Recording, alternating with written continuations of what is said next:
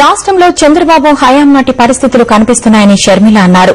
బాబు హయాంలో 4,000 మంది రైతులు ఆత్మహత్యలు చేసుకున్నారని తెలిపారు. అధికారంలోకి వస్తే ప్రజలను ఉద్దరిస్తానంటున్న బాబు ఈ ప్రభుత్వంపై అవిశ్వాసం పెట్టి మాట్లాడాలని చెప్పారు.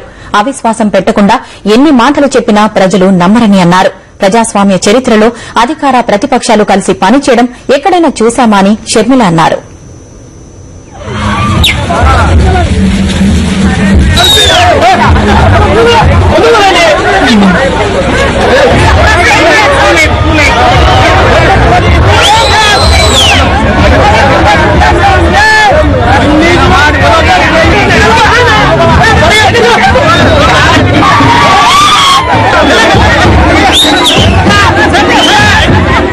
వానలోనూ జనహోరు ఆగలేదు. బజార్లు బురదమయమైనా ఆ బురదలోంచే అభిమాన కమలాలు పూస్తున్నాయి. బురదలో నడుస్తూనే ప్రజలను కలుసుకున్నారు షర్మిల.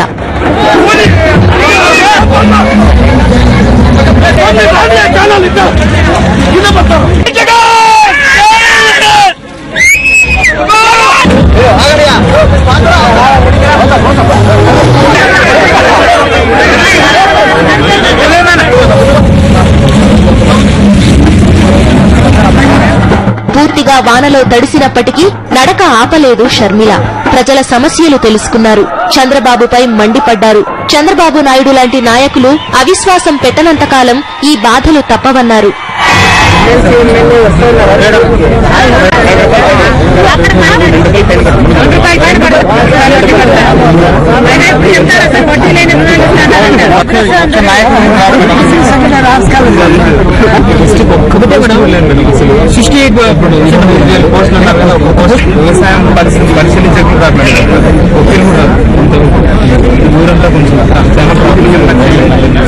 ఉన్నప్పుడు 4,000 మంది రైతులు ఆత్మహత్య చేసుకున్నారు.